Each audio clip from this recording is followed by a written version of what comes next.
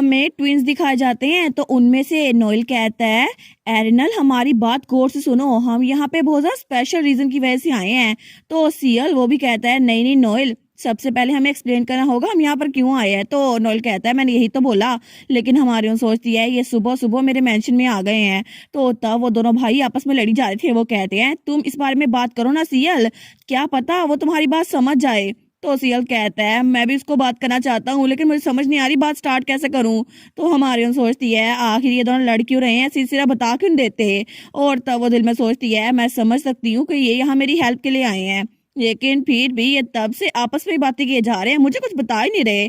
और वहां पे उन दोनों का गार्ड ब्राउनिंग, वो बेचारा तो आज फिर मेहनत कर रहा था, उस बेचारे ने तो फिर से उनको यहाँ पर आने से रोका था, लेकिन वो दोनों आ गए थे। तो तभी हमारी हीरोइन दूसरी तरफ देखती है, वो सोचती है वो दोनों तो यहाँ पर खुद अपनी मर्जी से आए हैं, लेकिन हारून का चेहरा देखकर तो लग रहा है कि इसको यहाँ जबरदस्ती लाया गया है, ये तो उन दोनों के साथ मिलकर आ गया है। और हारून तो बिल्कुल वहां पे बिल्ली बना हुआ था। तो हमारी हीरोइन कहती है, हारून क्या तुम यहाँ पर खड़े हो के बस पैसा उठा रहे हो, इधर आओ। तो हारून उसको देखता है, लेकिन तभी वो छोटू सी बिल्ली बन के उसकी तरफ आ रहा था। वो सोचती है ये थोड़ा सा कॉशियस लग रहा है, लेकिन फिर भी इसे पता है कि किसी की बात कैसे सुनते हैं। और तब उसको देखकर स्माइल करती है। वो सोचती है, एज एक्सपेक्टेड हारून तो सच में बहुत ज्यादा काइंड है। तो तब वो आगे होती है और उसके सर पे रखती है। वो कहती है, हारून तुम तो बड़े काइंड हो। तो हारून ब्लश करता है, लेकिन वो कहती है, क्या तुम यहाँ पे ट्विंस के साथ आए हो। तो हारून ना में सर हिलाता है। वो कहती है, अच्छा तुम उनके साथ नहीं आए तो फिर तुम यहाँ पर क्यों आए हो। तो तभी हारून वो बाहर की तरफ इशारा करते हुए कहता है, मैं यहाँ पर इस वजह से आया हूँ। और जैसे ही हमारी एरिनल बाहर देखती है ना, तो वहां पर दो नाइट्स खड़े हुए थे। तो उनमें से एक नाइट तो खिड़की के साथ बिल्कुल चिपका हुआ था, तो दूसरा नीचे बैठा हुआ था। वो कहता है, डैम इट, क्या तुम खिड़की को गल लगाने वाले हो। तो तभी हारून कहता है, मैं यहाँ अपने अंकल से मिलने के लिए आया हूँ। और तभी वहां पर वो रेड बालों वाला नाइट था जो कि हारून का अंकल था। वो कहता है, मेरा प्यारा नेफ्यू, देखो मैं तुमसे मिल ही गया, क्योंकि वो लोग हेल्बन स्टेट में काम करते थे। लेकिन हमारी ओर सोचती है, अच्छा ये ड्रैगन गाय ये हारून का अंकल है, इसको तो ड्रैगन के अलावा कोई और चीज भी पसंद है। तो तब वो कहता है, मैं भी खिड़की खोलता हूँ हारून। और तभी वो खिड़की खोल के अंदर आ गया था और आते ही हारून को उठा लेता है। वो कहता है, मेरा प्यारा नेफ्यू, मैं तुम्हें बड़ा मिस किया, तुम तो पिछली बार से लंबे हो गए जब मैं तुम्हें देख के गया था। तो हमारी ओर सोचती है, देखो सही है कैसे एक्ट कर रहा है। लेकिन तभी ट्विंस फिर से हमारी हीरोइन के पास आ जाते हैं। वो कहते हैं, एरिनल हमें पता चल गया है कि हमें तुमसे कैसे बात करनी है, तो प्लीज हमारी बात सुन लो। तो एरिनल कहती है, हाँ हाँ ठीक है, सुनाओ, मैं सुन रही हूँ। वो दोनों कहते हैं, हम जो कहना चाहते हैं वो बात ये है कि यहाँ पर डैड ने हमें खुद भेजा है, हम यहाँ पर छुप के नहीं आए। ड्रैगन ने कहा है कि अगर हम हेल्बन मेनार से वो ड्रैगन की चीजें ले आए ना, तो फिर हमने उनकी बात मान ली थी, हमने कहा था जी जी। तो तब वो दोनों कहते हैं, डैड ने बोला था अगर हम उनकी बात पूरी कर दें ना तो वो हमारी विश को पूरा करेंगे, तो प्लीज हमारी हेल्प करो ना एरिनल, हम बड़े डेस्परेट हैं। वो सोचती है, अच्छा तो इनका प्लान ये था।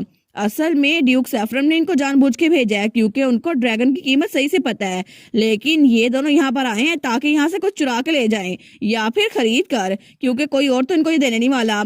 तो वो सोचती है, मुझे लगता है कि ड्रैगन के बाय प्रोडक्ट्स जो के नाइट्स मुझे गिफ्ट के तौर पर दे गए हैं ना, कुछ मेरे पास पड़े हुए हैं, लेकिन अगर मैं चाहूँ तो इनको दे सकती हूँ। फिर भी वो सोचती है, सबसे पहले मुझे निगोशिएशन करनी होगी कि मुझे दे के सकते हैं। तो वो कहती है, अच्छा अगर मैं तुम्हें ड्रैगन के बाय प्रोडक्ट बेचूं तो तुम लोग वापस में मुझे क्या दोगे। तो वो दोनों कहते हैं, हम क्या देंगे। तो वो दोनों कहते हैं, ये पैसों के बारे में है ना, पैसा हमारे पास हर एक चीज है। और तभी ब्राउनिंग पूरा बक्सा ले आया था जो कि जेवरात से भरा हुआ था। तो हमारे सोचती है, मैं यही आंसर एक्सपेक्ट करी थी, आखिर ये सैफरन डची से है, कोई ऐसी वैसी डची नहीं है, पूरे एम्पायर के सबसे ज्यादा अमीर डची है। लेकिन हमारी हीरोइन स्माइल करते हुए कहती है, भूल जाओ पैसों को, मैं इसकी बात नहीं कर रही। और तब वो खड़ी होते हुए कहती है, उसके बजाय क्या तुम लोग मेरे साथ कोऑपरेट करोगे और तुम लोग जरा मुझे फॉलो करो। तो वो दोनों कहते हैं, क्या कोऑपरेट, लेकिन किस चीज के अंदर। और थोड़ी देर बाद हमारी हीरोइन आगे जा रही थी और उसके पीछे ट्विंस और हारून जा रहे थे। तो ट्विंस तो कहते हैं, हमने तो उसके साथ जाना है, लेकिन हमारा हारून सोचता है, पता नहीं मुझे क्यों साथ लेके जा रहे हैं। तो तब हमारे यहाँ जाते हुए सोचती है, एक चीज है जो मुझे तब से लेकर अब तक तंग किए जा रही है, और वो है प्रिंस पैसियन। तो वो सोचती है, प्रिंस पैसियन तो हर वक्त मेरे आगे पीछे रहता था और हर वक्त वो मुझसे बातें किया करता था, चलो ना एक्सरसाइज करते हैं, चलो ना खाना खाते हैं, एरल एरल। लेकिन वो सोचती है, इतने दिन हो गए हैं, मैंने तब से लेकर अब तक पैसन को देखा ही नहीं है, और पहले तो मैं उससे अक्सर मिला करती थी, लेकिन अगर मैं प्रिसाइज कहूँ ना तो टी पार्टी के बाद से एक दिन भी मैंने उसको नहीं देखा। लेकिन उस दिन जब टी पार्टी में मैं उससे मिली थी ना तो मेरा दिल बहुत ज्यादा धड़क रहा था। और तब से लेकर अब तक मैं ये बात सोचने पे मजबूर हूँ कि आखिर अभी तक पैसन क्या कर रहा होगा।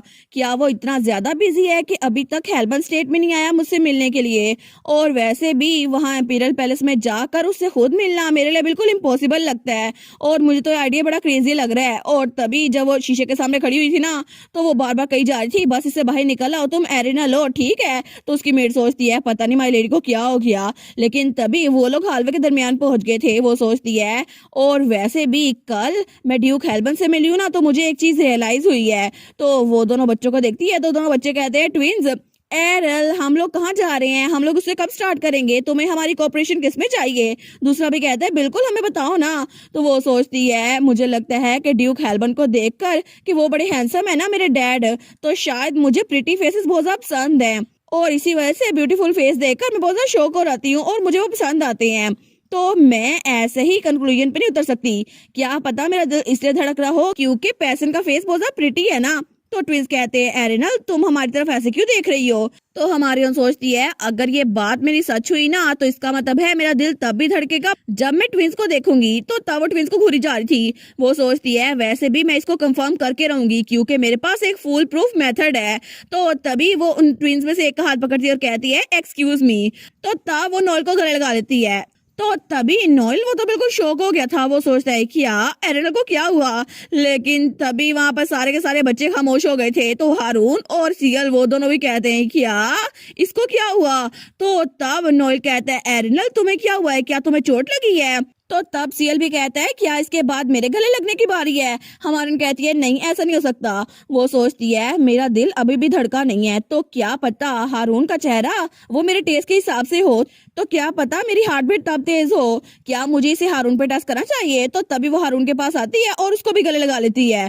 तो हारून बेचारा वो भी ब्लश करने लग गया था। वो सोचता है क्या आखिर अर्नल अभी ऐसा क्यों कर रही है। लेकिन हमारी हीरोइन ने उसको गले लगाया हुआ था फिर भी उसको कुछ महसूस नहीं होता।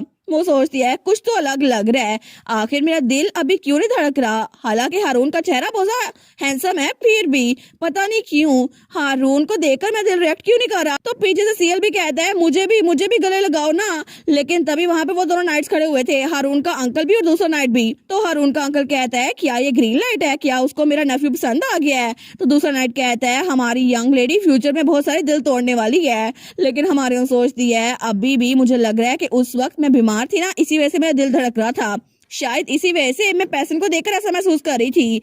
लेकिन फिर भी अभी हारून के साथ गले मिलकर ये बिल्कुल खामोश है, कुछ भी नहीं हो रहा।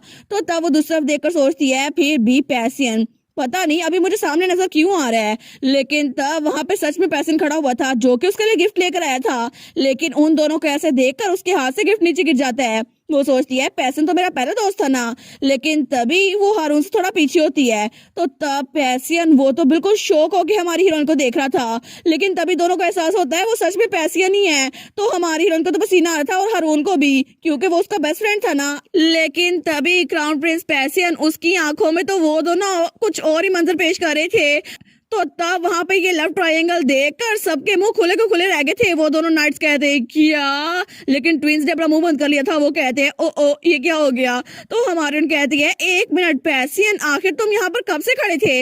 लेकिन तभी पैसियन वो उसको अपने पास नहीं देता और थोड़ा पीछे होता है। लेकिन तभी वो मुड़ता है और वहां से भागने लगता है। तो हमारी हीरोइन बहुत ज्यादा परेशान हो गई थी। वो सोचती है कि यार ये जा क्यों रहा है। तो वो उसको रोकने लगती है। वो कहती है पैसियन रुको सही। लेकिन क्राउन प्रिंस पैसियन बहुत तेज से भाग रहा था। तो हमारी सोचती है आखिर ये यहाँ पर आया मुझे पता कैसे नहीं चला, और क्या ये मुझसे मिलने के लिए आया था, तो फिर ये वापस क्यों जा रहा है। लेकिन वो सोचती है क्या मैं इसको अभी जाकर एक्सप्लेन करूं कि ऐसा कुछ भी नहीं था जो ये समझ रहा है। लेकिन एक मिनट आखिर मैं एक्सक्यूज क्यों बनाना चाहती हूँ, मैं ऐसा क्यों कर रही हूँ। तो तभी वो अपने दिल को पकड़ती है। वो सोचती है ये चीज अभी थोड़ी देर पहले मेरे दिल की धड़कन शांत थी, लेकिन अभी फिर से मेरा दिल क्यों धड़क रहा है। आखिर क्यों पैसन को देखकर ऐसा क्यों होता है, और आखिर पैसन में ऐसा क्या है कि सब कुछ चेंज हो जाता है। और तब वो पीछे खड़ी रह गई थी लेकिन पैसन वहां से भाग गया था।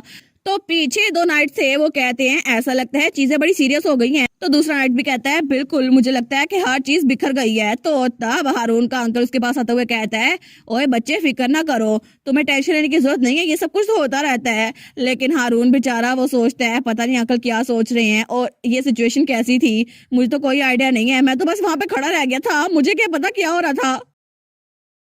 और इसी के साथ ये वाला पार्ट यहीं पर ख़त्म। तो आप लोग बताइएगा आप लोग को ये पार्ट कैसा लगा, और वीडियो को लाइक और चैनल को सब्सक्राइब लाजमी कीजिएगा। बाकी वीडियोस का लिंक भी स्क्रीन पर नज़र आ रहा होगा, तो काइंडली उनको भी चेकआउट कर ले। और thank you so much for watching my videos. Stay safe, bye bye.